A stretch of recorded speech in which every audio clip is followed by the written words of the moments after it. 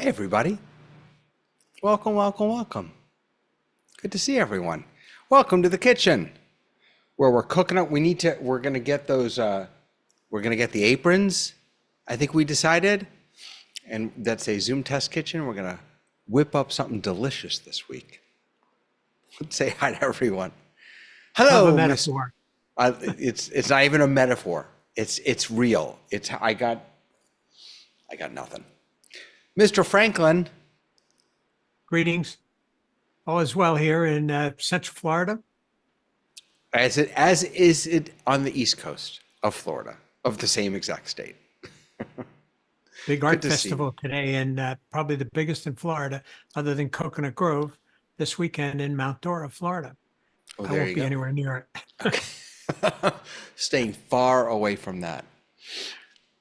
Hasmek, doctor, how are you, sir? Really well, thank you. Really good to see you here. Lovely, in fact. My beta version of Mimo Live has expired, so I'm busy getting the updated version so I can bring in the meters. Oh, very nice. Okay. There we go. Robert, you were troubleshooting something interesting in office hours the other day. Hello there, Chief Mixer, Chief Chef, Chief Cook. Yeah, I've been troubleshooting two very interesting things actually over the last week. Now I'll talk about them later on. One Fantastic. is a ZoomISO issue, and the other one is filming against an LED background, it was an LED wall, which is my first endeavor. And what you can see in the background over there is ZoomISO recordings in DaVinci Resolve, where we're trying to isolate all of that mess that comes out of recordings of that sort. Wow. Good to see you all. Wow. Yeah, good to see you too. Well, I just got out of gallery view now. I can't see who's here. Professor Frank, good to see you, sir. Hello. Good to How's see it you going too. by you? Pretty good. No Anything complaints. exciting going on? That was a pretty cool demo that that Andy did. Yeah, LinkedIn very that interesting. He posted. Yeah. Really interesting. Yeah. Maybe you should explain that for people watching at home who I didn't was see it. I was just thinking the same thing. So, well, let me just make the rounds and I'll pull it up so that we can look at it together. It's very short, but very interesting. Ray Harwood. Hello, sir. Hi there, everybody. It's actually raining yesterday and today in Phoenix, Arizona, something we don't get very often. So, I'm loving the cloudy skies and that sort of stuff. I don't get very often. So, we'll be back to sunlight soon enough. Enjoy the rain. Enjoy it. Absolutely. And let's see, Pete, good to see you. Was that a photo you were showing us before of you being somewhere incredibly cool with a cool camera or something? Oh, we can't hear you, Pete. You're unmuted, but you've got to mute somewhere else. Uh-oh. So this is fantastic. We are troubleshooting in real time. See, this is what you get when you have complex audio setups with multiple mute points. You don't know which mute point. I'm stretching. I'm going as far as I can. So wait. While Pete's coming, I'll share with you the thing that Andy did. So welcome to the Zoom booth at ISE Hold on a 2024. second. I'm Andy Carluccio. Sorry. So this is from. You could all hear that, right? You just couldn't see anything. All right. So this is from. It's only a minute and a half. So maybe I'll play it and I'll be quiet and we can take a look. Welcome to the Zoom booth at ISE 2024. I'm Andy Carluccio, Head of Client Innovation at Zoom, and I'm really excited to show you today our Pro AV Zoom room, which we're exhibiting here at the show. So if you come on in with me, we're looking at a Zoom call with remote guests connected and a Zoom room logged into that meeting. Now the Zoom room is pulling out the individual video and audio feeds at HD over SDI. It's connected to a Blackmagic Decklink quad. We're pulling out those individual SDI feeds and bringing them into the ATEM switcher. Now, once we have it inside of the switcher, we have full control over the look and feel of our show. We can do different supersource animations, transitions. We can show them with our shared content. We can do any sort of compositing solution that we want because we have full control from inside of the switcher. So Zoom kind of becomes a contribution platform into a mixing solution. We can also do it in the reverse direction. We have these bird dog cameras connected over NDI to the same network as our Zoom room. And inside of the camera list, inside of our ZRC, we can see all the NDI feeds on our network directly, and we can bring them right into the Zoom room, up to 4 at a time. We can do the same thing with SDI as well. Now, this is all part of that Pro AV initiative that we started talking about at Zoomtopia last year, and it's a core tenet, being able to bring in the video and audio feeds with professional protocols like SDI, NDI, and Dante as well. Now, another piece of this is control, being able to orchestrate audio and video across your Zoom rooms. And for that, we have a new ZRC that we'll be introducing later this year that will allow you to manage those inputs and those outputs together. Now, it all comes together again with this certification mindset. It's a very important part of the Zoom room story. So we'll be certifying the compute devices, the expansion cards, cameras, and we'll have more information about that later this year. So that's just a quick look at what we have at the Zoom booth today. Thanks for watching. He is so good. He's so smart and like just well-spoken and welcome to the Zoom booth at ISE 20. David, I just wanted to comment on that.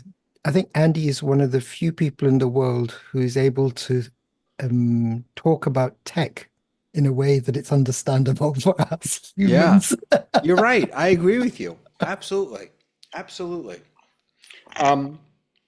What the thing that caught my eye about that 1 minute presentation was actually the scene switching or the camera switching that he was doing, which I believe that's ATEM with probably mix effect that's doing that. Unless someone, if you think I'm wrong, if that's Zoom Production Studio, but I don't think that's what he was showing off here, where you can have one camera full and then it kind of zoom down and other cameras can pop in. That what Apple calls magic move is really sweet, really nice. I assume that's with mix effect in the ATEM.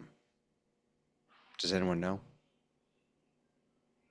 I'm not sure. I think you're right, David. Yeah. But in any case, really exciting stuff from him. Pete, Pete has completely disappeared. See, I didn't say hi to Gerald, sitting in his comfy chair. Where's Gerald? Gerald, where are you? Oh, he's off camera because he's sitting in his comfy chair. You're right. Oh, I'm here. How are you, sir? Good to be here with all of you and see your smiling faces.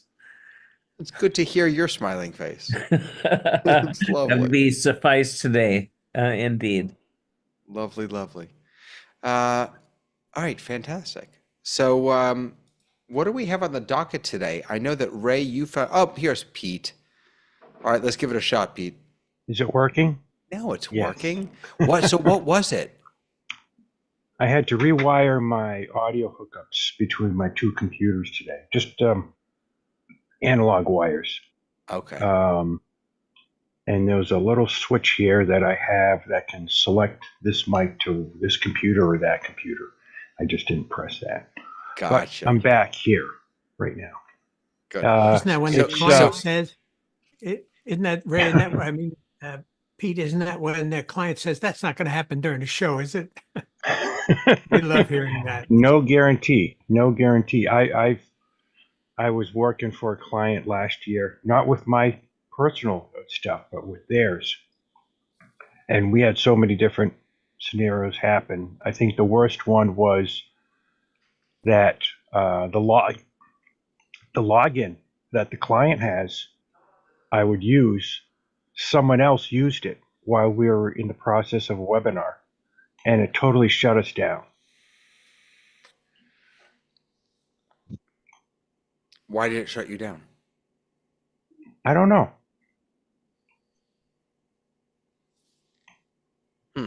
And I couldn't recover at all from it. Someone else had started another meeting on the same login information.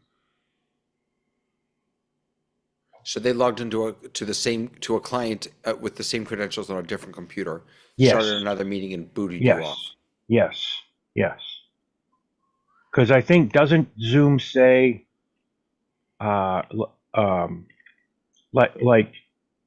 doesn't Zoom say there's a meeting already, something already in progress? If there's something Yes, it does. active on that, well, that person probably clicked stop to kill the other one, which was us. That's why you never share logins. That's exactly Yeah, right. well, That's I what you mean, get for sharing credentials. It's out of my control. That was the client's, that's up to them. So Yeah. There's another use, sorry, not a use case, but there's another situation where that happens, is that when you set up a meeting and you have someone on your main license, that, for example, if you have a business license or an enterprise license, and you make that person an alternative host. So even though that alternative host has a license, if he starts the meeting, he's actually starting your meeting. So you can't start another meeting. It's not that intuitive. Are you with me, David? No. No. Okay. But here, So let me just tell you why I'm not with you, and then you continue. I have never understood alt host. Okay. So alt host just allows if you have like your business license and you have a license holder on that business license, you can make that person an alt host, which means that person can start the meeting or the webinar without On you your being behalf. there. Yeah. and without you sharing your credentials. Without you sharing your credentials. Okay. Correct. Yeah. And the only thing is that he's actually starting your meeting. He's not starting a meeting on his license. So if you think that he started the meeting and you try and start another meeting, one of you is not going to get kicked off. Right. Yeah. Now, Irrespective, I remember there was a time when, sorry, real quick. There was a time when Jeff would make me an alt host for this meeting, but I had to create another email address that wasn't associated with a Zoom license. Is that still a thing? No. He just wanted to put you onto you know what Jeff used to do? He had a very clever way of doing this. He used to create aliases for his email. Right. And then he'd use that alias to generate basic accounts on the license that was being used and allow you to become the alt host through that alias. But would you do that David? because can you not just use it? Could I not just can't anyone become an alt host whether or not they? No, so no. I don't understand. I answer this at least twice a week on the Zoom community. I've got someone else that I want to manage my meeting and I'm trying to put them in alt host and it won't let me put them in alt host. There are two requirements to be an alt host. One is their account has to be on the same owner's account of your meeting. So you want to make someone else an alt host, they have to be on your account, basically have a common owner, and they can't be basic. They have to be a licensed account. So if they meet those two criteria, Zoom will let them go in as an alt host. So does that mean that the only people who can use alt host are education, business, No. and enterprise licensed? No, a pro can do it, but I can't make you an alt host unless you have an account on my system and it's a paid account. I would make that login an alt host, but I couldn't make you one. You know, pro account with 2 or 3 people kind of sharing accounts. Oh, hey John, can you take my meeting today? I can't. Sure, as long as he's on the same account as you, the same owner. But David, isn't each pro account its own account? No, No, sir. you can have to an 10. account and you can have several pro licenses bought for that account. Okay. Pete, do you want to jump in and help me out here? So is there and I've been out of it for a while. Is there a difference between an alt host and a co-host? Yes. Yes. Okay. So the situation we had last year, normally the host is a host and I'm the co-host, and I use her credentials also to sign in with my computer. That particular night, she wasn't there, so I was a host, and the person leading the meeting was a co-host. And then the third person came on and kicked us out. That's what we didn't find out until a week later what had happened. So there's a basic difference between alt host and co-host. And that is that an alt host is assigned in the meeting before the meeting starts. The person who schedules the meeting, there's a block to fill in and put an email address in and tag an account, and Zoom checks to make sure that it's on your account and a licensed user, and then goes, yeah, sure, you can make that account an alt host. And that is done before the meeting. And if they join the meeting while you have already started it, they will become a co-host. If they start the meeting, they will be a host. But take away the alt host piece. Normally, a co-host has to be designated a co-host after the meeting starts. I get a lot of questions on the Zoom community. Hey, I want to make so-and-so a co-host before the meeting starts. You can't. You have to wait until the meeting has been started, and whoever is the host can designate a co-host. The only way you can get around that is create an alt host who has to be on your account and a licensed user. I'm still a little confused about maybe we're just getting stuck on the terminology. Account versus user. Yes. I say this many, many times. I hate Zoom's terminology and their reuse of terms.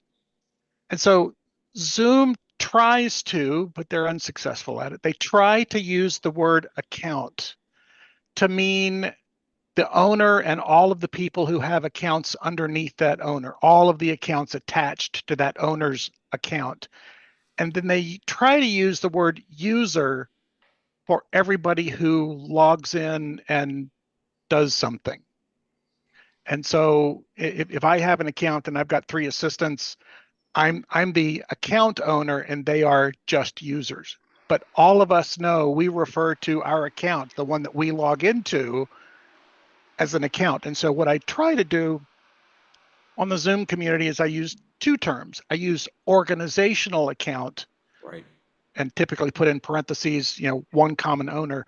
And then I put user account in order to distinguish between the two, because otherwise people get confused easily. Right, and Zoom does this on the settings page. There's your user settings, and then there's account personal settings. And admin. Yes. Right. Personal and admin. Again, and Frank has mentioned this a few times, we run into the problem of Zoom considers every account to be an organizational account.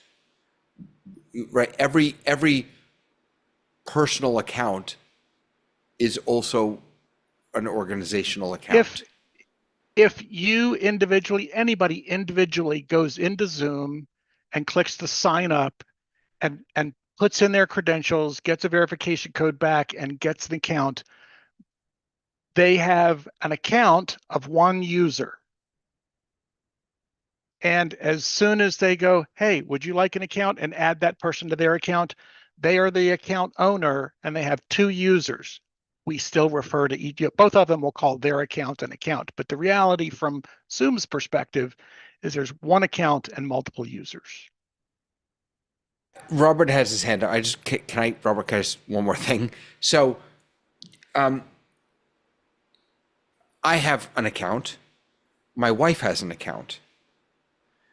I never would have thought that they should be under the same account. She just signed up with her email and I signed up with my email. Right. So if you, as the head of a family or whatever, said, oh gosh, you host some meetings and I host some meetings, and Charlie over there who's in college hosts some meetings, and I've got a credit card, I'll pay for 3 accounts and I'll manage them. Together we'll have 15 gigabytes of cloud storage, because there's 5 gigabytes of cloud storage for each user account. And then you, as the knowledgeable Zoomie in the household, can go, okay, none of us like notes, so I'll turn notes off 4 of us. None of us like and control the settings at the account level that affect all of the individual users. Yeah. Robert. Yeah. Can I try this one, David? On your business account, the first account that you registered in Zoom and you became a Zoom user, that's your user account. Then you bought the license for the business account. You then became not only a user, you became a account holder. Yeah. So that's your account. Now, if your wife signed up to a Zoom account and you allocated one of your licenses to her, you brought her into your account. Yeah? That I understand how it works when you're dealing with so she can be an alternative host for you. Right. I understand. So for business, education, enterprise, it makes perfect sense.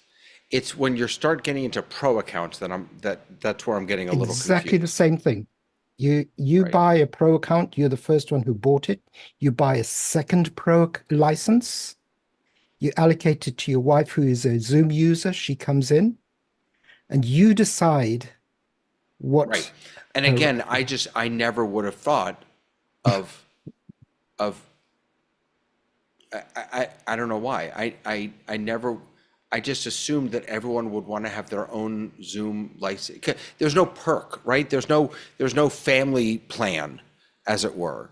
Zoom yes, there is, David. You're paying for it, not your wife. That's the family plan.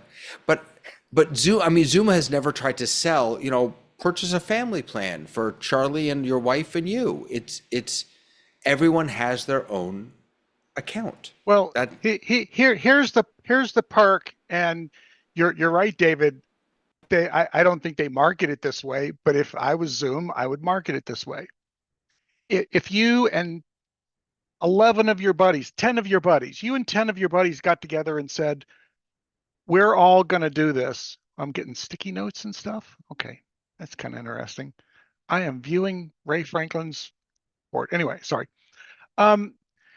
If you and 10 of your buddies get together and say, let's all get an account together, and because David, you know how to manage these things, and we'll get together.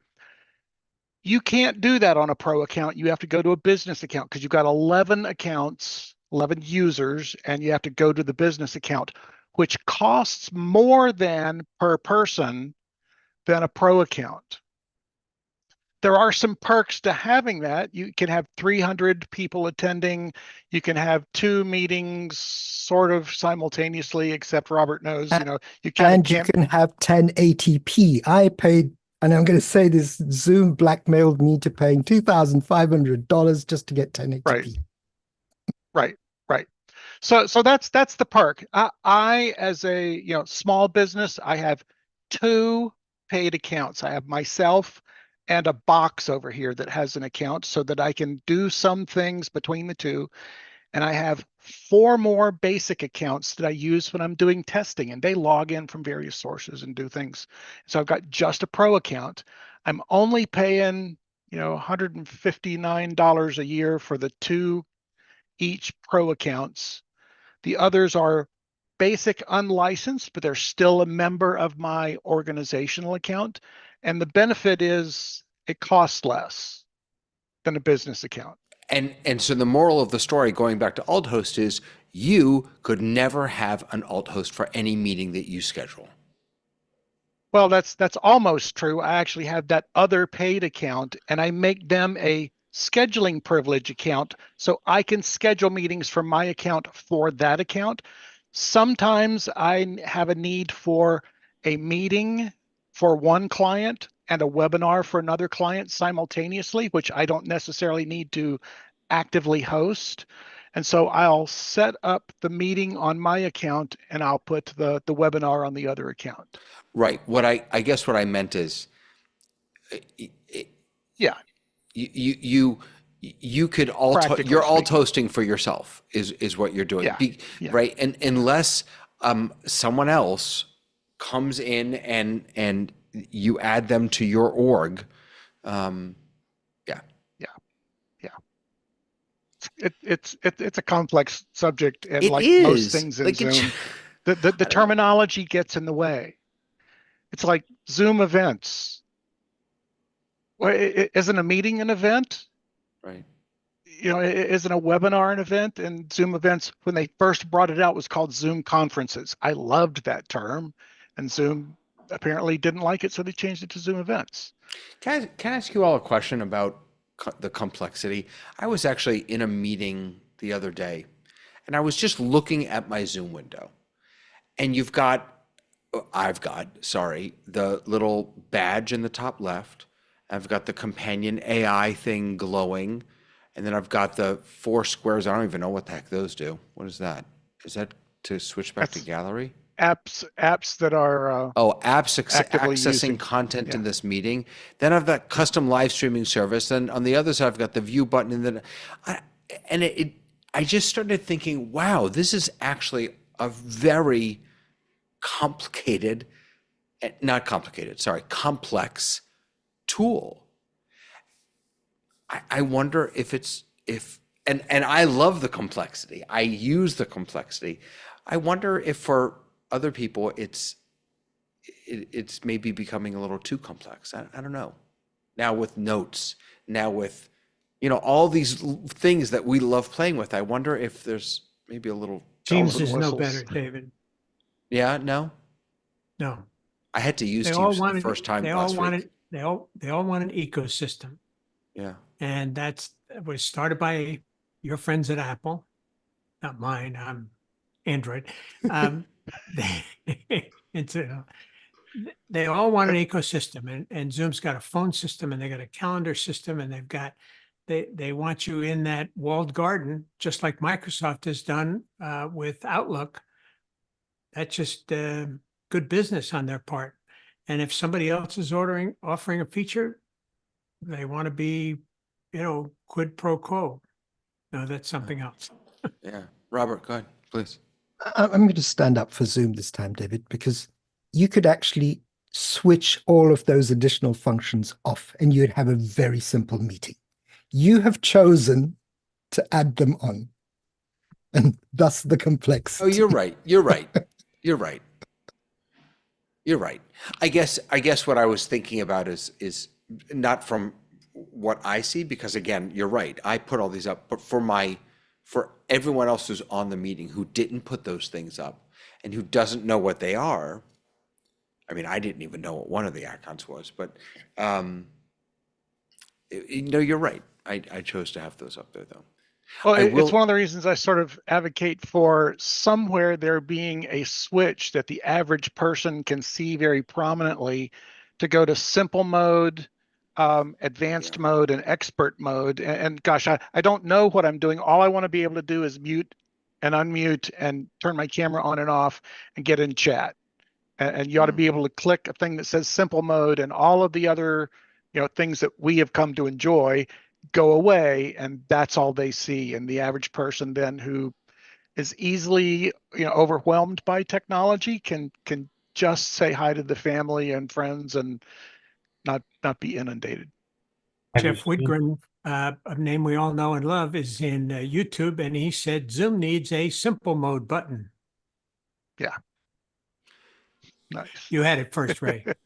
Okay. But I agree. There's somebody's marketing thing about the simple button. I think it's Staples or somebody like that. Staples, But yeah. they just need a simple button.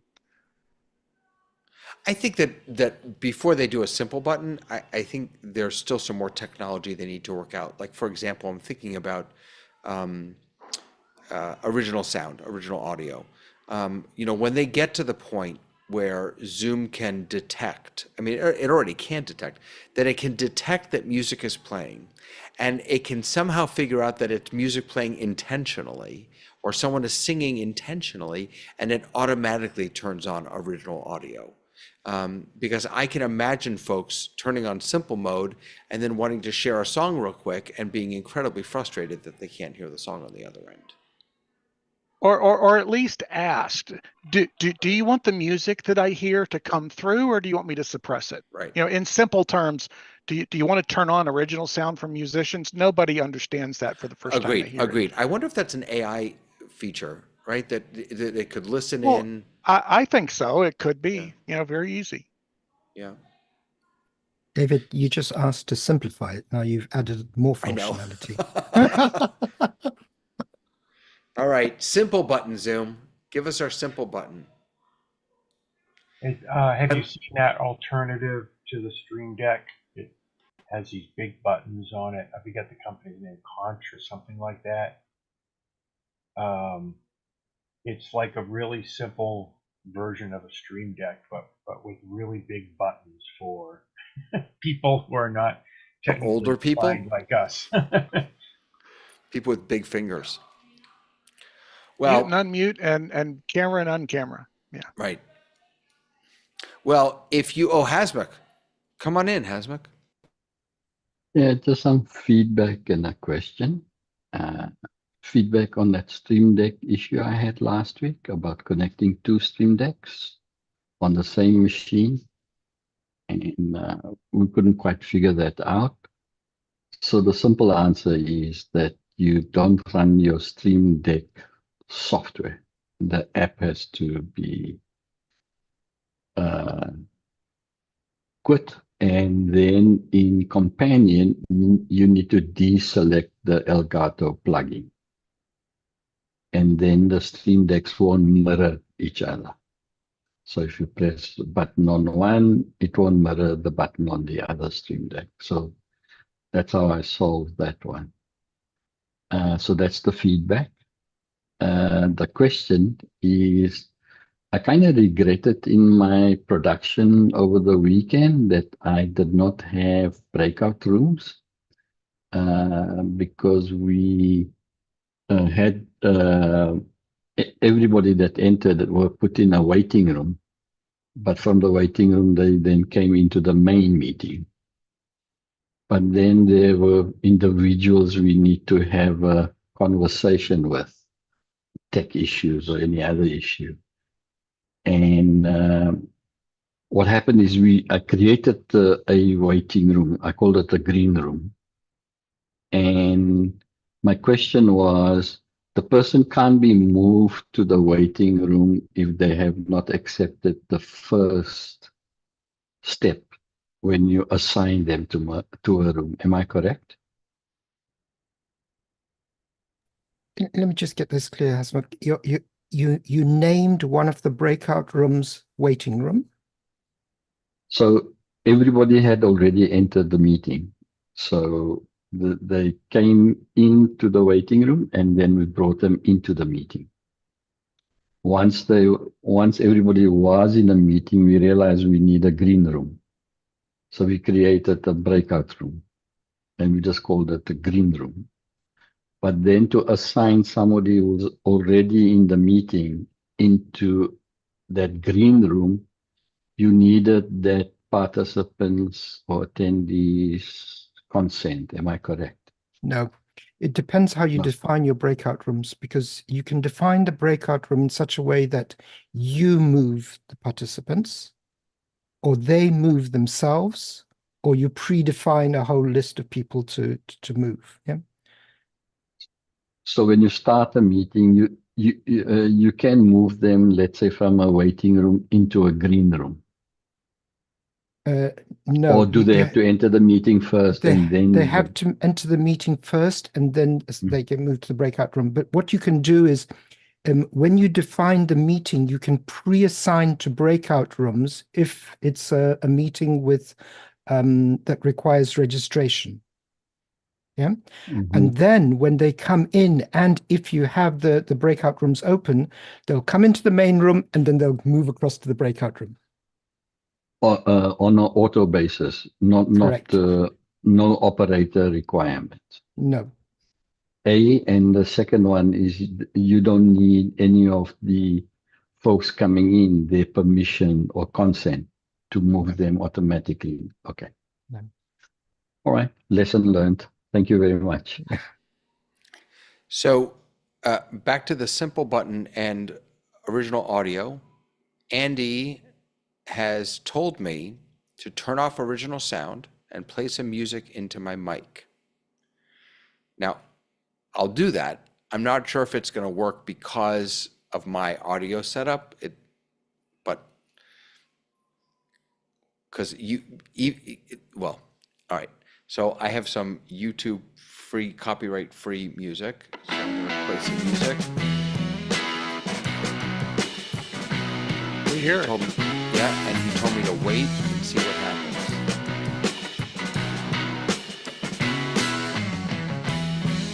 And nothing is happening. So I think part of the problem is that I have gone in my, let me actually just open up so you all can see. In my, where am I? Here we go. In my settings, in my audio settings, I keep my Zoom background noise removal on low. It's by default, it's on auto. I keep mine on low, and that I found that when you do that, even if you're playing music, most of it will come through. So the issue may be that I guess if I switch it to that, now we can give it a shot.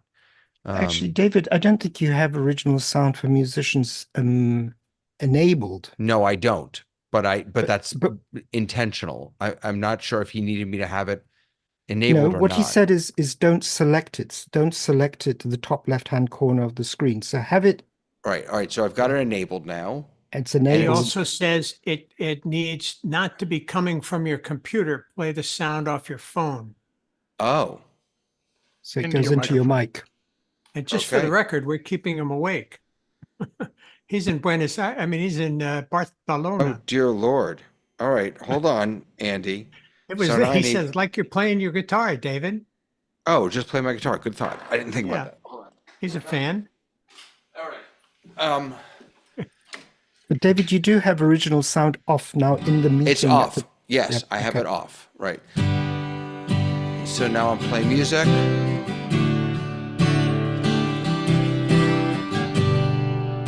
And so far, nothing has happened.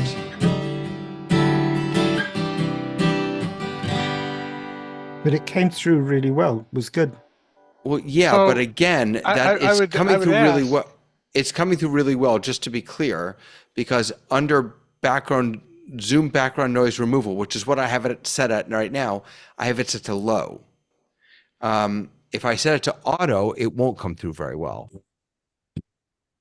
So here's the question that I often get in the Zoom community, and that is, I've got my computer where I'm, got my camera, but then I go over to the piano, which is 10 feet away, and I play it over there. So you're right there near your mic. If you were to do it from several feet away where it's not quite so prominent, would you still get the same effect?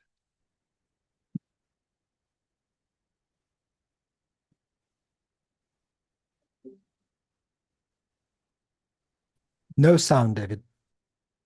Don't hear it. Right. So you don't. Okay. So that, but I didn't see anything pop up. So yes. But I think what he was saying is so original sound is off, and I've set my background noise suppression to auto, which I never have it set at, but that's what I have it set at here, and so you can't hear it. It Right. That makes perfect sense. That's exactly, Zoom is doing exactly what it should be doing. He says Zoom will automatically detect you're playing music and tell you to change your settings, and then you close your settings. All right, let me close this and see. Huh.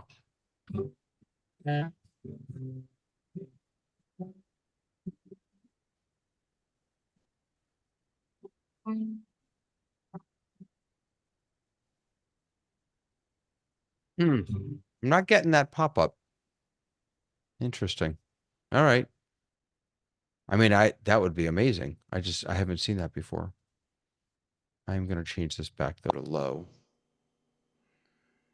Because like I said, I have found that when it's on low, even if I don't use original sound, everything comes through really nicely, actually. So. He said, I'll post a picture in Discord. Well, thank you. Thank you, Andy. And I want to thank you all for coming to my concert today. I'll be here all week. Have a great night. Yeah, but do you have a famous football player you like to hang out with? I'm a Swiftie. All right. So check out Discord. He said there's let me see if I can beat you to it. You know the thing what's it, the magnetic thing? I just stepped on it. It came unplugged, so I couldn't hear you. All right, so let's get out of simple button land and get a little crazy here with Zoom for our new Apple Vision Pro. Right? They launched it. Who here has the Apple Vision Pro? Did anyone get one? That's a big no. No hands up, but I was in office hours just now and I saw CJ playing with his, and the basic comment was, it's nice to see someone playing with a toy worth $4,000 without having to spend the $4,000. Well, I'm guessing that we should all probably at some point go into an Apple store just so that we can try it on. But Zoom launched an app for it to make hybrid collaboration more immersive. What's interesting to me about them doing this is that I don't know anything about the Vision Pro, but just in watching all the videos, if I had one primary reason why I wasn't going to buy it, it's because I don't want to be any more isolated than I already am. And it's a very isolating piece of technology. Having said that, if you're in Zoom meetings, you are already isolated. And so why not have the best experience when doing your work? And so, See, don't know. I'd challenge your scenario there, David. These devices can be isolating. You know, I've got a 3D, VR headset from Steam, the Valve Index, and I use it for exercising and doing things. And I'm not doing it with a bunch of people. It's just me, and I'm getting the exercise and everything that I want. I would say that if you're using Zoom, you are not isolated. I've made some very good friendships internationally, people that I would never be able to go meet, people that I talk to regularly one way or the other, and get a lot of joy and connection with. And so I don't consider Zoom to be isolating. If it was just me and one person and we were chatting all the time, and I sort of did that to the exclusion, it would be like social media, where you listen to the stuff and watch the stuff that confirms your preconceived ideas. And for me, I just love meeting other people and finding out what they think and and learning from them. Yeah, I couldn't agree more. I went on I used to go on rants about how we need to stop calling it, are we going to meet in person or virtually? Because there's nothing virtual about this. This is as real as it gets. I guess what I was thinking about is in physical space. But Robert Sure, and Frank, sure. you want to jump in? Yeah, I just wanted to say that I don't have one, but watching CJ on after hours, what he actually had to do was to take the goggles and take a picture of himself before he started using them. So the image of you that other people in the meeting see is an avatar. It's not And it's not a very good one. It's not a very good app. It's okay. The reviews of it have been really interesting. It reminds me of something, but I don't want to say it out loud. But it doesn't look natural in any way. So No. in that respect, I think I'll take a different stance than you, Ray. A meeting, yes, where we see each other and we can communicate and we can visualize and we can share emotions. But that thing is unreal. It's totally unreal. I haven't seen it yet, and now I'm less inclined to be excited. I'm looking for the Marquez and a few others have already done really good reviews. I'll see if I can find that, because they showed the avatars and they talked about the process of making them. Sorry, Frank, go ahead, please. Hi. I have quite a few opinions on this because part of my job is that I support virtual reality at the university, and we have several hundred VR headsets and creation stations, and we make VR content from scratch. The Apple Vision Pro has been around for 18 days. It's the first new platform Apple's created since the iPhone. So I think it's kind of premature to judge it, and I think the little things like the avatar doesn't look good. Come back and tell me that in a year from now, I bet you it's going to look pretty good. And I think Apple's spent $1 billion. They're in this for the long haul. I think in 5 years from now, a lot of us will be reviewing our opinions of what we said at the beginning of the launch. But I often get requests to do video conferencing in 360, which is sort of a thing I get requests for now. The other thing is we create a lot of 360 video, and we're watching 360 video now. And another data point I'll put out there is that 360 VR meetings may be super interesting. I haven't done one yet, but I do own an Oculus, and we're doing a lot of collaborative things in headsets where you're talking and seeing other people. So I think there's a lot of potential here, and it's just so new. And I think the price point disrupted a lot of people's perception, but they didn't understand this first initial release was really meant to get it into the hands of developers and companies that are really going to use this. And it's a toy for some people, but it's an ecosystem that will really develop quickly. And there's going to be a lot of money to be made if you're at the beginning and you have powerful apps. If you have one of the first apps that takes off, you could make a lot of cash. Remember when the iPhone came out and people were making a lot of money off fart noises for $1, and that was just for novelty. Imagine how much profit there could be if you kill an app that really has a lot of utility. Yeah, and I don't think there is a killer app yet for Apple Vision Pro. I think we're waiting to discover that app. This is, by the way, just so you all can see. So this is just a screenshot of what FaceTouch and Eli Patel and Joanna Stern, I believe is her name, from the Wall Street Journal, I think, with on a call with Marquez Brownlee. And you can see, I mean, what he says about it is both it's really impressive and really bad at the same time. I think, all of the people who've been reviewing this, they all acknowledge that this technology is just unbelievable. And you're right. We're not even in its infancy. This isn't even day one. And I would venture to say that this is not what Apple wants to create. This is not their end game. This is the very beginning of the journey toward their end game. So I agree with you. But if you do, Sorry. If you do No, please. research and development in a controlled environment for a long time, you get certain data points. When you release it into the wild and you let humanity play with it, you'll come up with all kinds of unexpected results, but you'll also get a lot of data. I think when they released the iWatch, they didn't know what they were releasing, and they changed course after they got a lot of real human interaction with the iWatch and You mean what it was meant to be? what they envisioned it was going to be Yeah. and what reality and their consumers told them they wanted it to do Yeah. weren't the same at the beginning. And I think the way you learn stuff is by letting the public have access to it, and then you get a lot more feedback, and then you may hear things that you hadn't conceived of yet.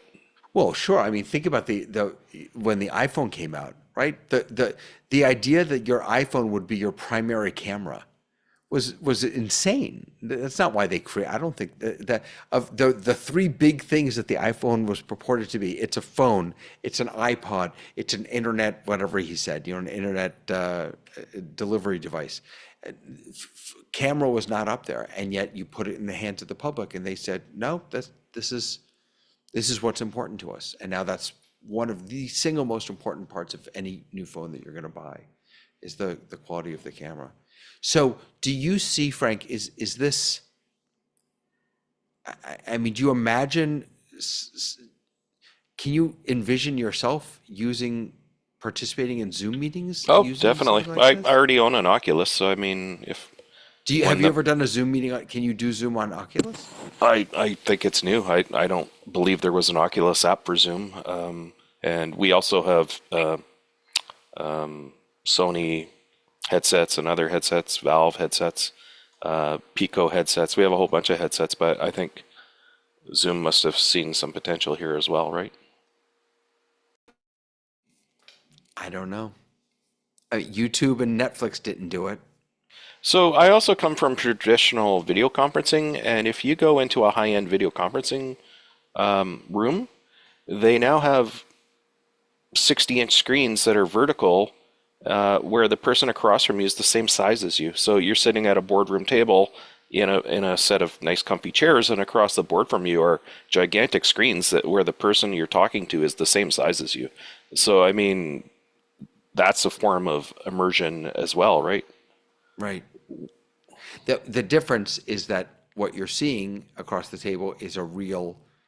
It's not real. It's still a video, but it's a real video of the person, as opposed to an AI created avatar of the person. Today, And again, I no, absolutely, I agree. And let's not forget when Facebook came, when Mark did his whole keynote as an avatar or something. Remember that? I don't remember what that was. Mark Zuckerberg did that, and it looked silly.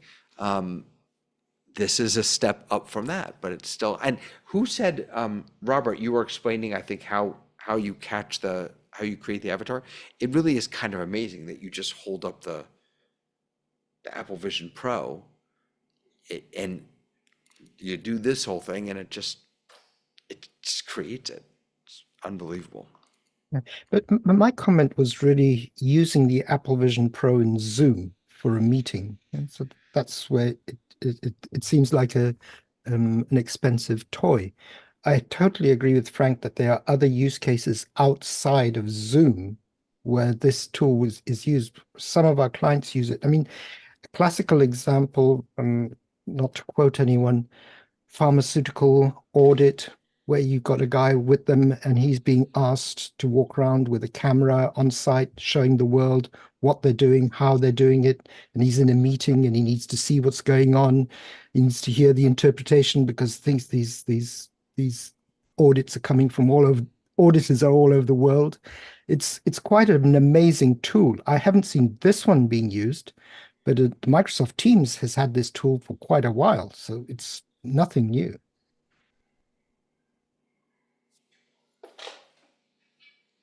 Anyone else see themselves doing Zoom meetings in a virtual reality headset? What does Leo call it? A nerd helmet, a geek helmet, something like that. Well, I personally, I think it goes to Zoom's approach to hybrid and virtual and on site. The term equitable. And what I don't really see working is a whole bunch of people who are using Zoom like this, and 2 or 3 people using the headsets and getting the whole, that vision. If everyone has a headset and maybe 1 or 2 people don't, but they kind of okay, I'm remote in wherever, Buenos Aires or whatever, and I just don't have my equipment, but I want to participate, then ways of making that equitable so that you can see spatially people where they are and that sort of thing. I think that has potential, but I don't really see a way to merge the two users in an equitable fashion. They were saying in the review that Nilay is in the middle, if you imagine, and Joanna was on one side and Marquez was on the other. If because of the spatial nature of this that you were just talking about, if Nilay would turn toward one of them and hold his hands up, the person on that side would see it, but the other person wouldn't, because it's letting you see. I don't know how to. I'm doing a terrible job of describing it, but it lets you see the person as if they're next to you, rather than just a flat 2D grid of faces, as it were, I guess. The other thing that'll be interesting to see is headsets have this concept, all the headsets have this concept of pass-through, which is more like augmented reality instead of virtual reality. So you're still in your particular environment, but you're seeing things that normally you wouldn't see with your own eyes. It'll be interesting to see how web conferencing or video conferencing evolves with the idea of pass-through as being part of that. So I could hold up a document, I could still see you, but I can see the thing I'm holding in my hand. And these headsets have a lot of sensors on them and cameras. So I don't know how they'll leverage that, but there's probably lots of potential there. Yeah. Agreed. And much like we have on Zoom, I can rearrange the tiles on my gallery view and get them in the order that I want, or the host can sort of force their way on everyone so they all see them together. I see this being really cool. Is that I could make a room and put Frank over here and Dave over there and Robert over there and Ray over there, but in your environment you could place them in different areas. If would they be able, with augmented reality, to kind of, I want them in my space. I want it to be like they're all here in my office. And if I have a thing up front in my virtual space where I'm showing a PowerPoint slide, all of you can maneuver wherever you are in your layout into a position to be able to see it. And I see ways of making that so that everyone sort of has their own view of looking at it. Or for the host to go, no, this is the way I'm going to put people in positions around a table, and that's what it's going to look like. Do you have Zoom Immersive View enabled on your account, David? I'm sure we do. We've So enabled, yeah. that's on a traditional 2D screen, right? Like, and you can make us all sort of be together, and it's kind of gimmicky in a way, but Teams has it as well. But I think in a virtual headset, it might be a different experience. Yeah. So I'm just showing, this is when you click on immersive view, you move it over here so it's a little easier to see. You get this guy, and then you can choose from these different options down below. There are a whole bunch of them. We're not showing anything, so I'm not going to put us in a theater. Let's do sitting at a table. How's that? And it's going to automatically kind of put us there. Now, it'll be curious to see, by the way, what this looks like on Zoom. Excuse me, on YouTube, rather. I feel like it's a modern Last Supper. Yeah. Right. So, and what it's doing is it's keying us out. Just out of curiosity, is anyone watching the YouTube? Does it actually show immersive? Let me pull it up. YouTube. Let's see. Oh, it is. Yeah, it's showing Yes, the it immersive is. view, and it's interesting. Yeah. So, yeah, so this is immersive view, and it's absurd, if you ask me. I can't stand immersive. I mean, it's what it's doing is it's keying all of us out, and then it's putting us. And you can move yourself. Or I can move myself. Can you all move yourself? Yeah, I just moved Ray over. Now I'm switching myself with him. Did that change for all of you guys too? Yes, Yes. it did, but I can't Okay. move myself though. I wonder if co-host. Ray, can you move yourself as a co-host? Yeah, you can. Yes, I was able to move myself. You created a vacancy and I filled it. But I didn't see you. Can you move yourself again? Can you move? Because I didn't see you move yourself. See, I don't see you moving. Now I'm trying and it's not moving. I mean, I think that was me You have moving to, you. you have to create a vacation, You have to create vacated a space. so like that.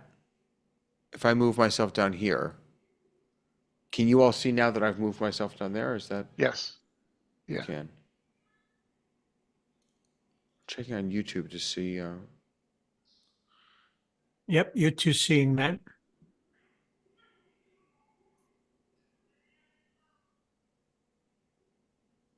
You've No, but disappeared on YouTube. it didn't see. It doesn't see that I moved myself though on YouTube. Yes, yeah, It you're down does. in the right-hand corner in YouTube Oh, maybe I just haven't caught up yet. Okay. by the Zoom logo. Yeah. Click the live button. Maybe I just. Oh yeah. I'm sorry. I just hadn't caught up yet. So now, Ray, can you move yourself into my seat? Yeah, I thought I could, but unless there's a handle I don't know about. I Nope. can move you. That's me moving I you. appreciate it. Yeah, sure. I love the power. Yeah, I think Ray was This trying to is- move at the same time David was. Yeah, I and think so also. thought he did it.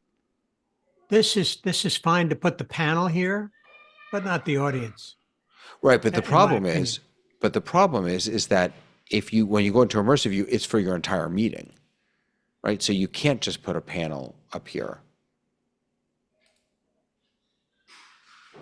It's You guys want some there's coffee? there's also nothing.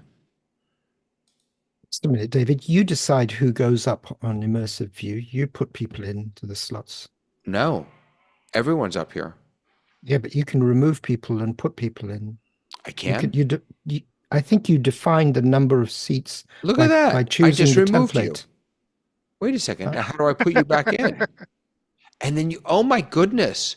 Okay, this I didn't know. So what I'm doing is you can't drag people out. I can X people out. So I'm going to X out Ray. And then what happened, I can't show this unfortunately, but what happens is he pops up above the immersive window shrinks a little bit and he moves back up to like the gallery, I guess what would be the gallery. And then to get him back in, I literally just grab his video and drag it down. Presumably there has to be an empty spot for it to go in. Yeah, I kind had of no like a breakout room, unassigned person. You can bring someone Right. in. Yeah. Right. And on YouTube, Ray disappeared completely. There was no Right, gallery. There was right. no film strip up at the top. Just for people who are listening, I believe the last time I checked, this is limited to at this time to 25 participants. So you can't have 300 people in immersive view. You can only have 25 or less. So if you look at, let me pull it up again so you all can see. And I'm going to go. Frank, would that limit go to 49? I mean, because you can have 49 No, it's a hard limit. in a gallery. Okay. But the clock is wrong, David. My clock is wrong? Oh yeah, that clock is Yeah, wrong. on the So wall. I can't really show this to you, but in the different, hold on, another C's coming.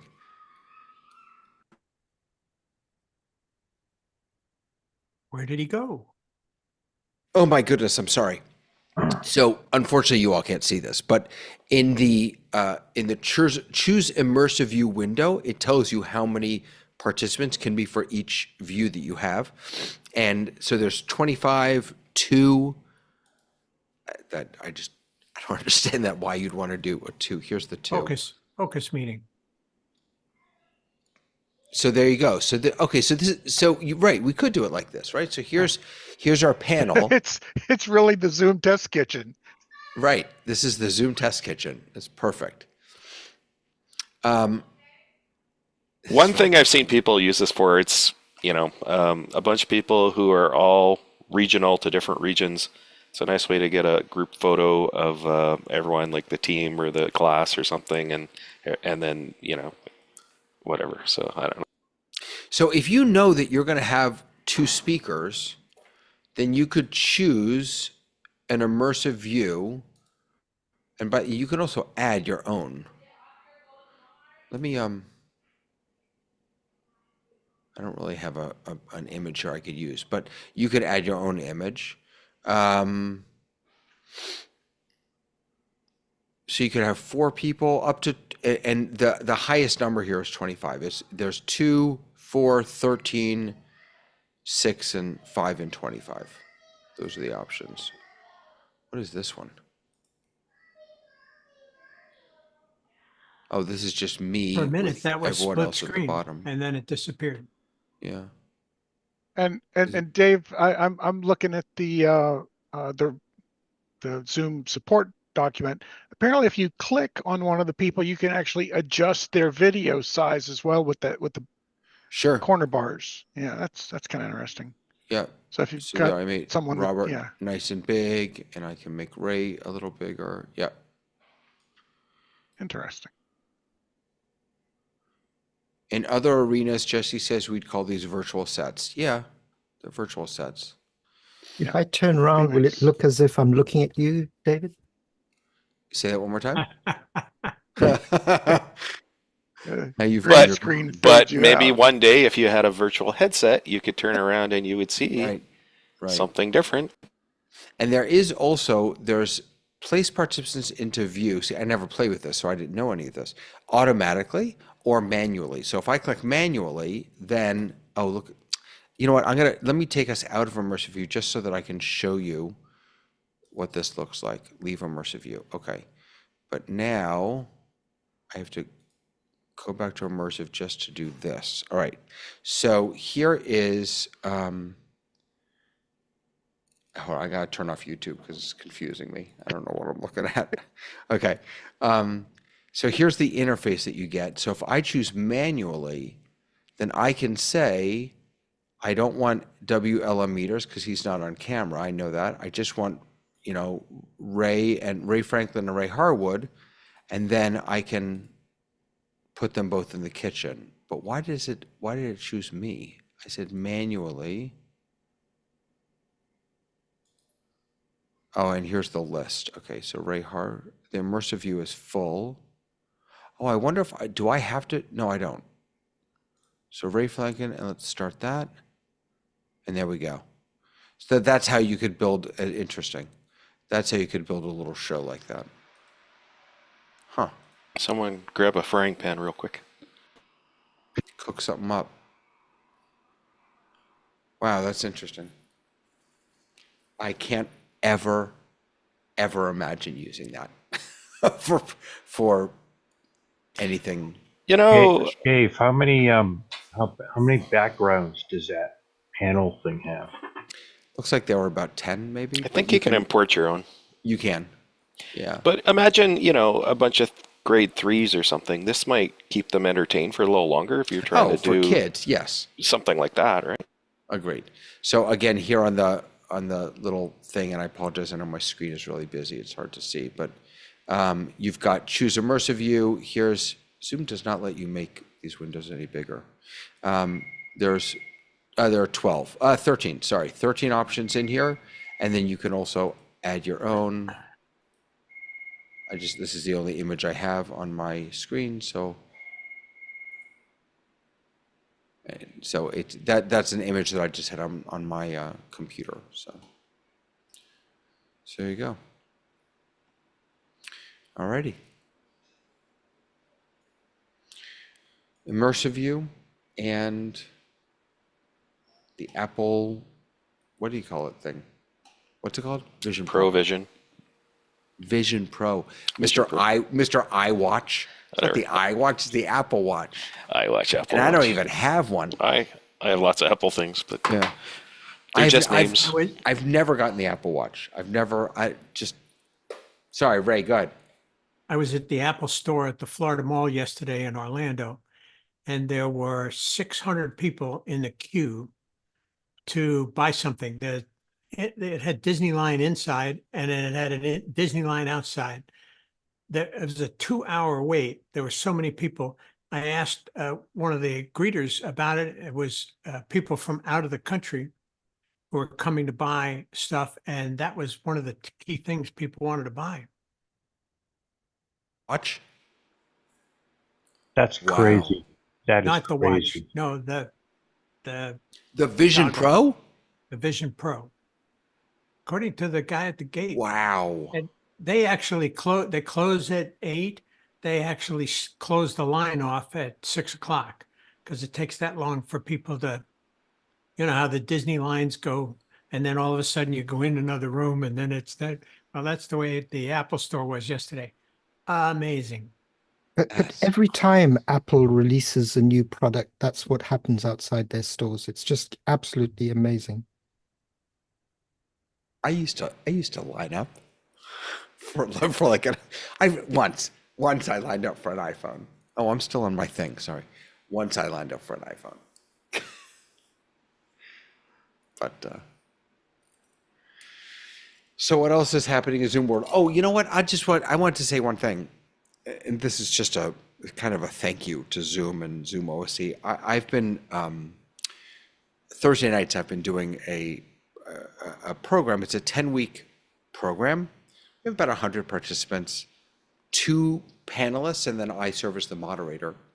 But I'm also switching the show. I'm just, this is all in Zoom. So when I say switching, you know, spotlighting and not spotlighting.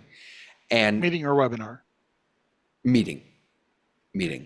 And I was thinking about this Thursday as I was doing this, because here I am, I'm asking questions, I'm keeping an eye on the Q&A, keeping an eye on the chat, and I'm also doing the spotlighting. And Zoom and ZoomOSC makes it all possible and all easy, and it takes time to learn. But I was just so thankful for the tools this past Thursday night, to be able to do a whole show, just a one-man show. It was just kind of amazing. In any case, I was thinking about that. I wanted to share it. Thank you, Zoom. So ZoomISO is sort of starting to show up in Zoom natively and in lots of products. Would ZoomOSC start to show up in Zoom natively and lots of other products? Well, it is showing up in Zoom Cuts. The ability to spotlight people. What do you think shortcuts. ZoomOSC would give a meeting like this if it was built right into the native client? Well, so it's interesting. For when Jeff ran these sessions, he had someone actually switching them usually. You know, doing spotlighting and stuff. I don't. I bring my OSC machine in every week, mostly because if we're demoing something, I wanted to spotlight my screen. It's not a screen, spotlight my camera. But you know, and I use it to let someone in from the waiting room. If someone gets in the waiting room, I've got a button that I can just press to let them in the waiting room. Doesn't it have the ability to do custom, like hellos and messages to people and things of that nature? Sure. So if you raise your hand, actually, I don't know if I have it on right now, but if I raise my hand, let me see if I have it on. Do I have it on? Yeah. If you raise your hand, you'll get an automatic text message that says, "Hey." So wouldn't regular, maybe advanced Zoom users want that kind of functionality in their native vanilla Zoom client? Yeah. But then we get back to how much complexity do you want to add into until we get the simple that's manageable though, because in the admin panel you don't have to turn every option on. If you're not the kind of person who wants these options, as the Zoom admin, don't enable them. And what I do quite often is I enable as much as I think is feasible. I like to give people lots, but we leave it off at the admin level, and it's up to the user to turn it on in their particular meeting. So it's there if you want it, but you don't have to use it. I haven't, Robert, I know you use ISO. I haven't used ISO a lot. I've used OSC. I use OSC in every single meeting I go to. It's just, it's magic. You know, if I can just say, OSC, I used to use a lot more OSC before I started using sorry, the, what are they called? The Apple Cuts. Yes, Zoom Cuts. Zoom Cuts.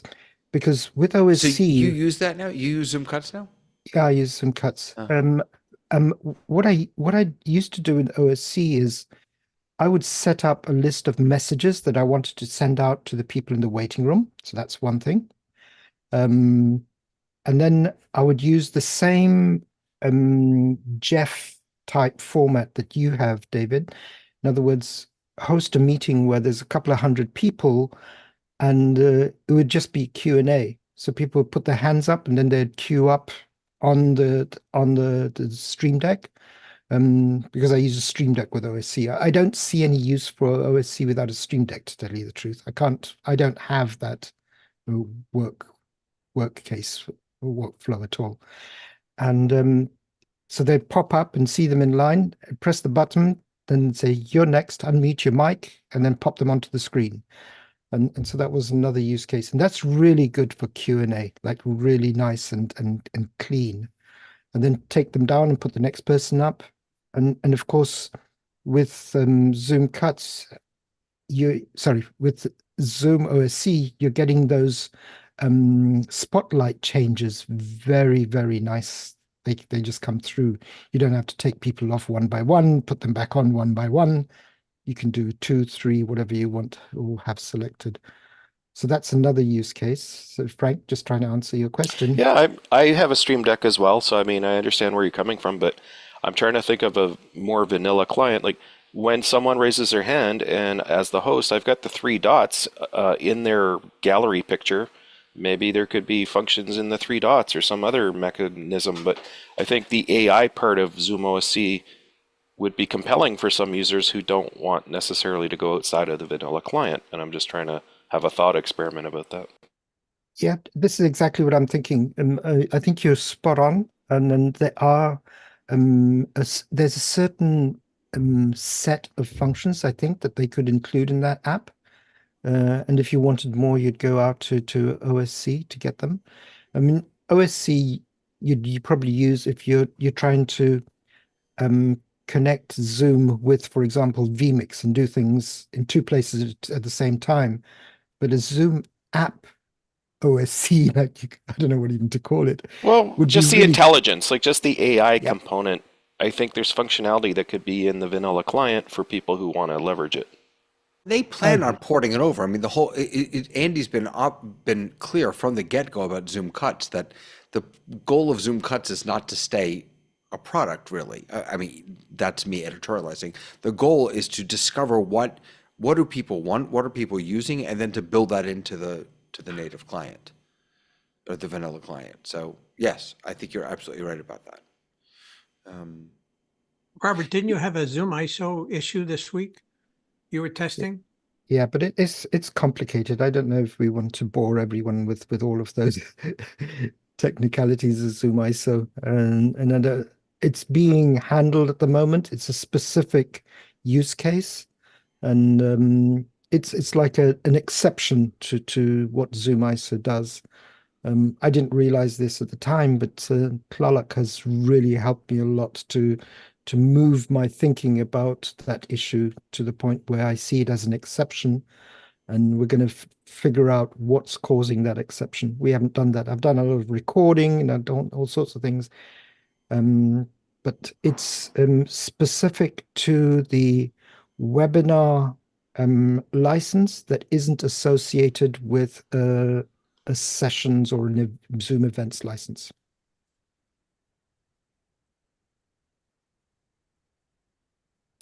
It was over my head, so I left the discussion.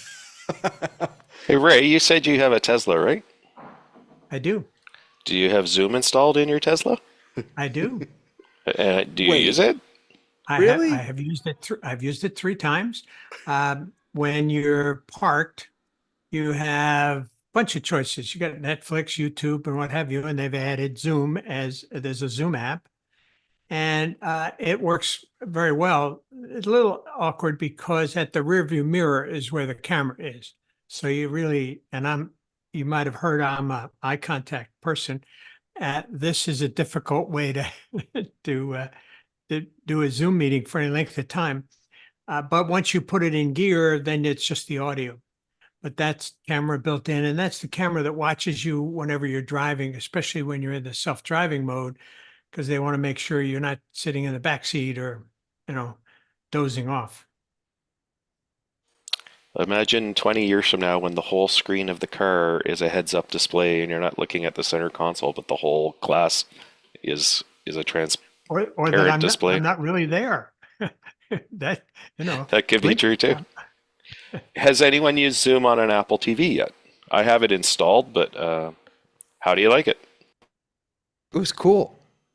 It was really cool. You set your phone up, use I guess it's continuity camera, I guess. And yeah, it was cool. We have for Passover, the Jewish holiday of Passover, we have a big dinner, and my mother, who lives in California, she comes every year, via Zoom. And we do this in our living room, actually. And so this year, for the first time, I've always brought my computer in, and then I Apple Play it up to the TV, and now we'll just be able to do it natively on the TV, which is pretty cool. By the way, sorry, just before we go down any other rabbit holes, this is fresh in from Andy about the audio piece and what you'll see. So there's I don't think there's any audio that goes with it. There's no audio. So you see, get it up there, playing music, and then there's a button that says audio settings. So maybe my music wasn't good enough. I don't know why I didn't trigger it, but I have a pretty complex audio setup, so it may be the issue. But that's cool. That's already there. So there you go. I sometimes I get the impression that the AI built into Zoom client knows that if Andy is running a test, it has to work. Yeah. We did it. I think. We did Do you a remember when similar test. Adam? Sorry, I remember when Adam was showing us the Zoom cuts. He said the presentation or the test gods are with us tonight. There's a similar sort of expression. We have an expression called tech aura. So someone will tell me something's not working. I'll go to their office and check their computer, and it starts working. And it's, your tech aura must have yielded it all the time, right? When I'm standing there, it works. Is it plugged in? Right. Right. I had that happen with the refrigerator. It went bad. It was crazy, and it took 2 weeks for the guy to get here to fix it. And the first thing he did is he pulled the plug and he plugged it back in, and the refrigerator started working. Who knew there was a computer in the refrigerator that was, and I've always hated the fact the first thing that the tech call says, is it plugged in? And I was very embarrassed. Ray, you posted something. I'm looking through Discord trying to find it. I can't find it now. You posted something from, oh goodness, what's his name? Ugh, I feel terrible. Wasn't this from you, Ray? About when you open a Zoom meeting, make sure that you're that you're spotlit already. Wasn't that you? Oh yeah, it was interesting. Yeah, I sent it. It said that you should, if you spotlight yourself at the very beginning, that's all anybody sees, but you get to still see the gallery view. Right. This was. Do you remember his name? The gentleman who he has this really cool kind of way of bringing all the different Felipe. Felipe, thank you. Right. Yeah, I've promoted a number of his pieces. We've been pretty well connected. He's in Brazil. And what he's done is just, it's amazing. It's brilliant. And now I can't find the post, so I apologize. But he had a little video about this, suggesting that when you're in a meeting with I guess doing a presentation, that you should start the meeting in Spotlight, so everyone, when they come in, they see your screen, and then you can obviously switch back to gallery view. The problem with that is that you can't spotlight anyone, including yourself, until there are at least 3 people in the meeting. But I don't know if that's true if there are 3 people in the waiting room. I've been able to do Three it actual with 2. attendees. 3 people in the meeting. So you'd have to wait until some people come in before you could spotlight yourself. Dave, I've been able to do it with 2 in a webinar. I can I name can that do it song with in one. In 2 a notes. webinar, yes. In a webinar, you can spotlight with just 1, but in a meeting, the requirement is 3 people before you Okay. can do a spotlight.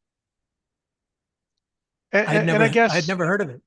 I thought it was clever. I guess I would say, and I think I've said this a couple of times before, as the host in a webinar, you can absolutely set the attendees view to be, let's say there's a screen share going on, side-by-side speaker, side-by-side gallery, or standard, each of which have their own look and feel. But in a meeting, it used to be that when you would spotlight somebody, Zoom wouldn't even put them in speaker mode. You had to put yourself in speaker mode in order to see that. And they made it graceful now so that when someone is spotlit, it moves the gallery aside and spotlights the people for a meeting. But all of the attendees have the ability to change away from that. If they're like, I don't want to see David right now, I want to see everybody, they can go up to the view menu and change that. And as soon as the host comes out of spotlight mode and goes back in, it all kind of comes back, and they have control of their own view. You know what? You just reminded me. I had something else interesting happen. I wonder. I had a screenshot of it, but I can't remember where it is now. Oh, sorry. I do have it. Hold on. Okay, so this happened to me. I'm changing subjects. I apologize. Is it okay if I change subjects? Absolutely. So I was Sure, sure. no, it's not. Stop it. So I was It's in your this, kitchen. It's not my kitchen. So I was in this meeting the other day and playing some Hebrew music. And this popped up on my screen, which says, here, I'll make it Yeah. confirm your speaking language, which I thought was really cool. Like, it's really cool. I'd never seen that before. If you've got the international or the translated captions feature enabled, and captions started. You don't have to be showing them, but captioning started. It's listening, and if it gets a series of misses of the ability to even recognize words, it tries to determine what could that be, and send you that prompt. I've seen it once or twice. That's actually a very good point that Ray's raised, because, for example, David, if we were having a meeting and if you were speaking Hebrew and I was speaking English, and you had set it as the host for English, and we were also, and I was using the translated captions, and you switched to English, I would see garbage. Yeah. Because it thinks you're speaking Hebrew, but you're actually speaking English. Right. So it wouldn't be able to understand what is being said. That's why it does that. Interesting. Interesting. What else do we have, folks? The global minimum standard is going to be enforced. Yeah, when is that happening? I have to go We look don't the know yet, do we? specific date up, but maybe Ray Is it remembers tomorrow? it off. Yeah, we posted it the other day. Someone posted it, I think. Zoom new features. Is it here? No. What is the minimum standard?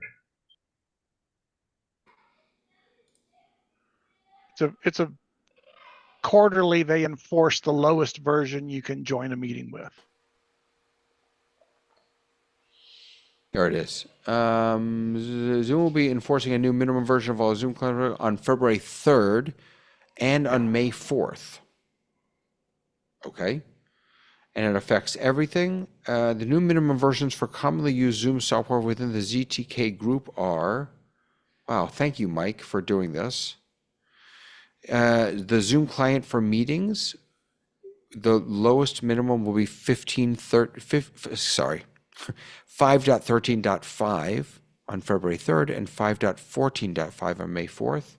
And then Zoom Rooms, the minimum versions will be 5.13 on the 3rd of February and 5.14 on May 4th. Basically, it's 9 months. So they It's keep every 9 everyone- months they do it? That you have to be within 9 months of whatever's current. What are we on now? 17.5. 517. Right. 5.17.5, yeah. Yeah. Yeah, 5.17.5. Gotcha. That's always a fun day at the office if you support Zoom. Doesn't impact me that much, but we do our own scheduled minimum versions, and it always messes people up. How so? Because they go, you run into your office, you're running late, you sit down at your computer, you're just about to join a meeting at 8:30, and it says, you have to do an upgrade. And people get very, very cranky about that. Especially when they had turned the auto upgrades off. The other thing that can happen, but it depends on your situation, is some people don't have admin powers on the computer they might be trying to do the upgrade on, so they can't do the upgrade. By the way, speaking of upgrading, am I the only one who, when I come into my computer in the morning and I open up Zoom, every day I check to see if there's an update? I do that. Okay. Just wanted to make sure I wasn't crazy. Every day. God forbid. God forbid I would miss. I was surprised there was a midweek update this morning on Windows. For Windows, yeah. Yeah. There was a January 31st release that resolved, it says resolved an issue regarding recording audio and Zoom clips. They made a 5.17.7. If you have that problem, upgrade to it, but they call it a manual update. They're not forcing it on anybody. On my Mac, it says I'm up to date, 5.17.5. Yeah, I've checked a couple times during this meeting also. Just Yeah, there's no 5.17.7 for Mac. This is just a Windows only update.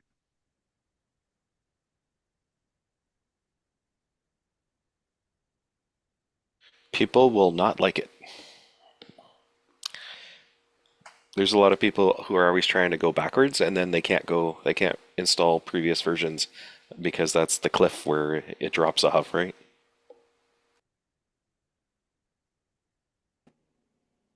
Ooh, no. Sorry. I also check Ecamm every day for the new beta with the Zoom. And there's a new beta, but it's nothing exciting. Oh, well, I'm going to install it anyway.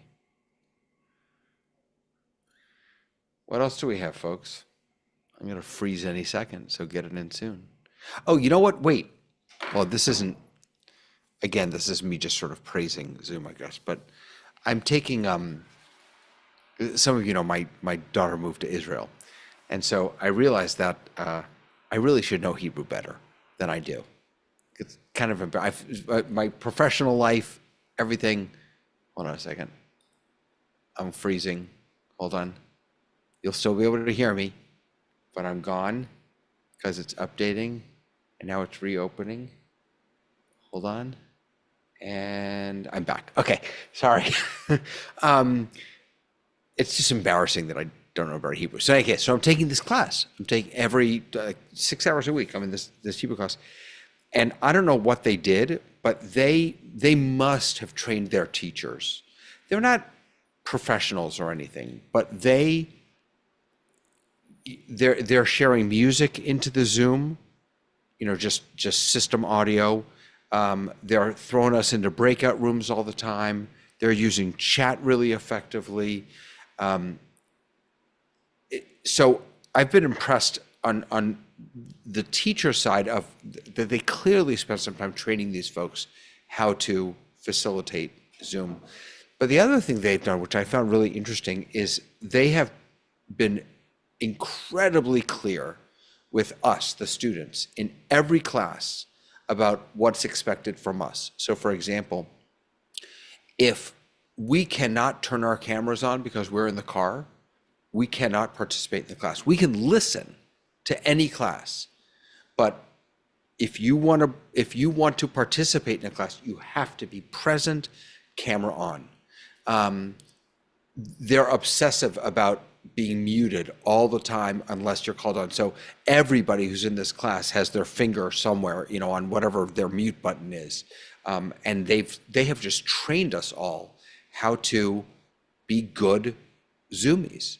It's been a really interesting test case of both how to facilitate, again, just using vanilla Zoom, no advanced tech, but how to facilitate well and how to be a good citizen of Zoom. It's been really interesting.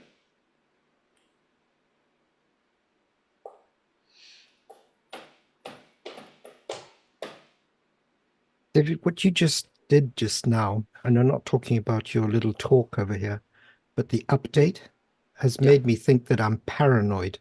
I would never update anything online live during an event. I mean, I update things and then go and test to see if they work before I do anything. The fact that I'm bringing using eCam as my virtual cam is really not terribly important. So when I updated that earlier this week, I lost my virtual cam and I had to restart my machine. If I had lost my virtual cam, I just would have turned it off and used my regular camera. So it wouldn't have been the end of the world. But yeah, I'm a glutton for punishment that way. I like new shiny things and I want to be up to date. But I was referring to myself. I feel paranoid looking at what you're doing. Oh, you're paranoid looking at me. Oh, I thought you were paranoid and that when people talk, and it's Frank and I live in about as opposite worlds, I think, as you could. Frank, you're in with a huge whatever university, corporation, whatever it is. I mean, you're managing thousands of, and me, I'm sitting in my office with some 3-year-olds playing in the room next door. So there's nothing that I do here that, I wouldn't lose income if I update and the update breaks something. It would be a pain in the ass, and it'd be a pain, and I'd have to figure it out, but it wouldn't affect my, the functioning of my organization or something. So when I listen to you and the standards that you have and the pace at which you're willing to release things, and the same is true for you, Robert. I mean, this is your livelihood. This is not, these are toys. This makes you a better host, David, because you don't have all that pressure. You're willing to take risks, and you're a techie like the rest of us. It does help in facilitating what you've done since you've taken over. You do it really well. It's good for ratings. It's good when fails. Hey, Ray, what computer is hooked up to the Ivy behind you? I don't see a computer there. Oh, it was behind your chair. There you go. It's all part of the mystery. It's a single cable, USB-C cable that goes from any computer to the Ivy. Yeah. We've had an amazing response after CES. We got people like the president of Canon Japan, very interested. Now he probably wants to knock it off, but we had, 3 of the major hospital chains in the world show up, and one of them has literally they have a research center for communications, and they're chomping at the bit. The 20 demo units, according to the picture of John Idelson earlier today, told me that the 20 of the first run of the premium machines have arrived, and they're going out to demo people who are multiple use places that have, potential. This could be a very big demand. They're going to put it through some tests, and then we're going to the American Teleconference Association. I've become a member, and Dr. Barrett, the designer, has become a member, and so we're getting actively engaged in the American Telehealth Association meeting in early May in Phoenix. We're thinking it's the data we've recovered here is we think it'll certainly be a 5,000 unit first year. And you don't, at CES, you didn't have a booth or anything, right? They were just using. No, we had a real. No, Oh, we had you a booth, did. but I we thought he were- was just walking around with it. No, that was the. Oh, there's the guy at the warehouse who can show us the boxes that have just arrived. Is our warehouse manager, John. He's new to it, our firm, but I guess he woke up when he heard me say that the boxes have arrived. He's not showing it. Obviously, he's covering it with his hand because it's top Trying to secret. figure out how to flip the camera. It's the lock. He doesn't want you to see how the lock number is. I'm stand over here. Well, it doesn't help. Bobby could help, I'm on my iPad, guy. John, what are you about to reveal? You feel like So, Bob Barker or something. It's a game show. Now you're locked up. Anyway, Behind door number 2. yeah, the So where's our- storage unit number 2. And duty Even says comes with a commercial. Looks like a pizza box. That's it. This is the U.S. warehouse of Ivy. Woohoo! Look at that. They're here. Hi, Bobby. It's our warehouse guys. manager's manager. She's the manager of the manager. Good. Nice job, guys. That's So- fantastic. We did have we had a booth in a special section. What was the section called, John? Discovery or something section that was not What's on that? the mainstream.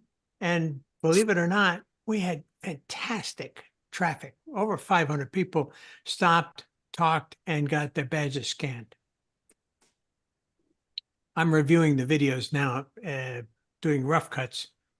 Some significant people who are into Zoom, Teams, what have you, events, they're very serious about improving eye contact. It's very serious for them.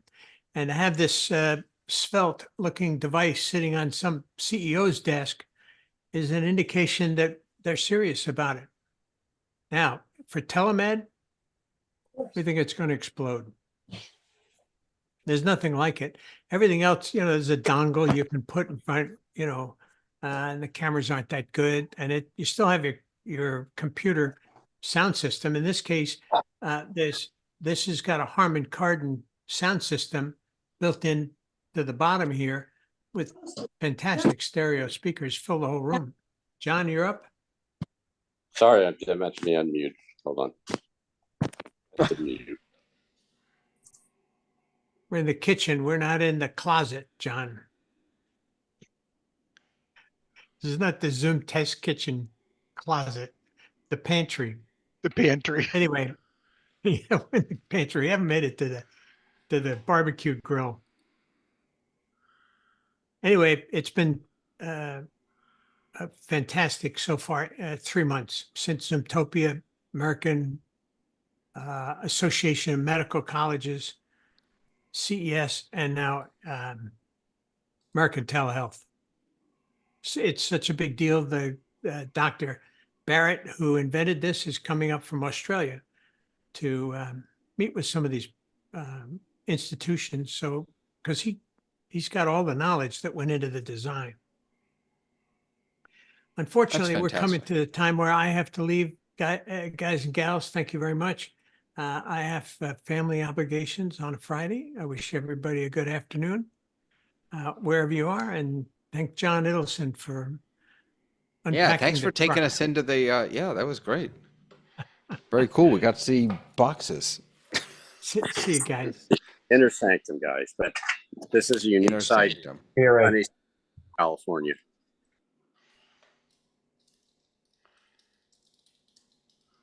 Nice sunshine. If we're talking about gadgets, if you have 2 minutes, I can share a new toy that we have bought. A new toy. New toy. This is something called Holy Land. It's a comms piece of equipment. It's not Hollyland? Holy Land, yeah. Oh, Hollyland. Yeah. Holly. As They in make lots of Boston. stuff though, right? Not just Yeah, they make lots of intercoms. stuff. But these guys make some. It took us a while to figure out how to select an intercom system, because we needed something for camera people on site during an event to be able to communicate with each other, and for us to, as the TD, to be able to communicate with the cameramen. And this thing turned out to be the best that we could find, because, and some of the nice things is it has one ear cover, so you have one ear open. The mic's activated just by pulling it down, and then you push it up and it goes off. So you don't have a button or switch on it. It has 2 channels, so you can set up 2 different groups of people that you communicate with individually. And it has an interface that allow you over IP to connect through a box to a remote site. So you can have the TD off-site speaking to the cameraman on-site, yeah, which was really important for us, because we do these multiple location events with cameramen, and we need to be able to speak to them. If you're too far to the right, reframe, whatever. And so I just wanted to share with you, because this has turned out to be our choice, and we tested them this week, Monday, Tuesday, or Wednesday, and really pleased. It uses DECT comms, and there was no interference, and it goes through 2 to 3 floors of a building, so you can That's great. walk out of the room. Yeah, really pleased with them. So that can interface to the internet. Yeah, well, it has a comms. It has a Interface box. it has an interface box, but it's not. You don't address it via IP. I haven't figured out how to use this, because I didn't get that box initially. But the way it's described is that you connect the box, and then you have an app at the other end which connects to the box, and you communicate via the app to the box. But that's my full knowledge on that part of it, because I've got no experience in that area. But the other nice thing about this is that they have quite a big battery, if anyone's looking for something, and it lasts for the specs are for 8 hours. And this thing lasted the whole day. We were there for about 11 Looks like a hours. camera battery. A Sony camera battery almost. Yeah, I don't know. I love that the flipping down activates the mic. I've seen that. I've used something like Yeah. that before. Can Mine- this mine interface does that. with a house wired system? Like ClearCom or whatever? Yes, it can, Okay. because the box itself that you buy has I can't remember. 3-pin, 4-pin, 5-pin. I think it's RCA jacks in and out.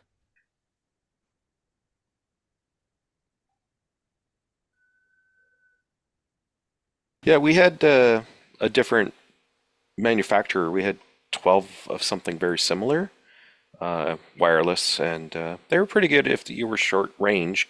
So we'd have roving camera people in the audience or whatever, and not bad. Sometimes you get interference. They had a few channels, so you could try to hop channels if you were getting interference. But the thing, the two channels that I said, the A/B channel, you can set up two groups so that this is something different. And DECT is quite clean. It's even though it uses the same frequency as Bluetooth, but it's a completely different technology, and it's Do you good. happen to know It what works. version of DECT? Like the last time I used DECT, it was on my cordless phone, DECT 2 or something. I don't know. I can look it up, Frank. I was just wondering how far along DECT has come since the last time I used it.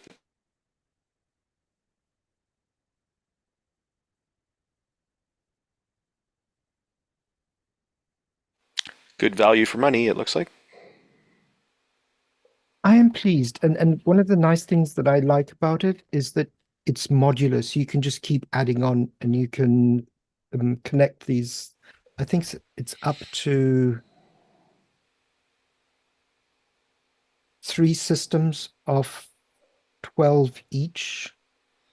I mean, that's huge. Yeah, that's great. Production. I think we use some Hollyland HDMI wireless transmitters at some events we do too. That's what they're most famous for those wireless transmitters.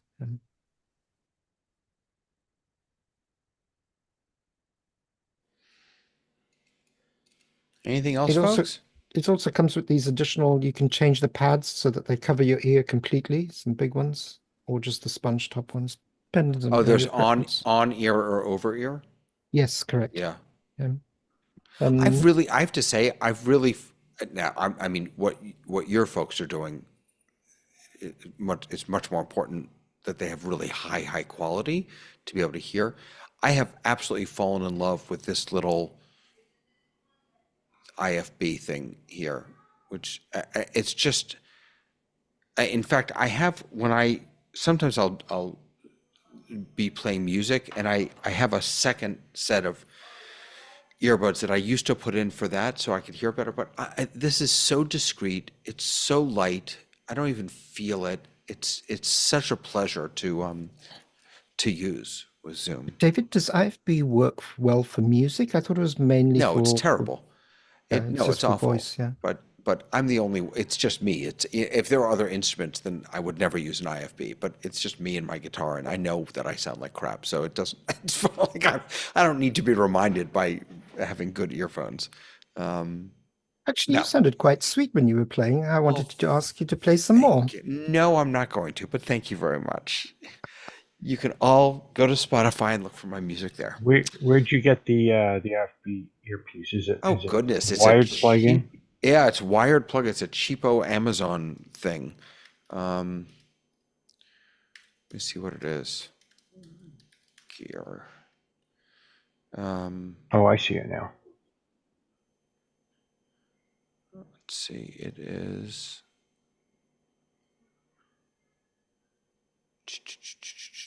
Where is it? Auto Engineering single IFB earphone kit with 1/8 inch something or other. I got it from. Sorry, I did not get it from Amazon. I got it from B&H. Here it is. $62. Cheap, but really, I'm just very, very happy with it. But you're right, Robert. The audio quality is. I mean, I can hear everything in Zoom perfectly, but it's not. If you care about audio quality, it's definitely not that. Yeah, but they're not designed for music. No, they're designed for this discrete. But they were designed for policemen, weren't they, or maybe security people? I mean, I do feel incredibly cool that I have the the curly thing going down the back, and sometimes I'll just walk around campus even though I'm not using it. I just have it in so people think that I'm important.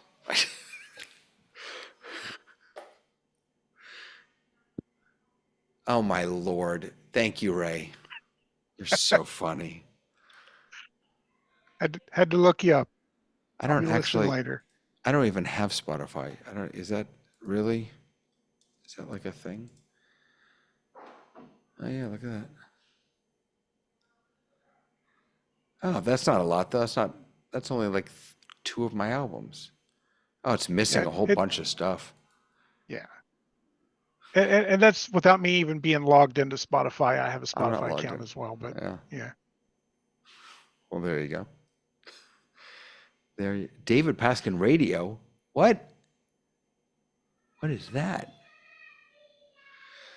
Okay. Yeah, all of these services like Pandora, they make a radio and they gather songs that have identical, Yeah. similar sounds and that kind of stuff. Yeah. Yeah. Nice. All right, folks. I think I'm calling it for today. Okay. Really Good good to session. see you guys It's been fun. and to catch Thank up. you, It David. has been fun. Always fun. I wish you guys just have a lovely, lovely weekend, and we'll see you on the other side. Bye, everyone. Everybody. Take care. Catch you later. Bye.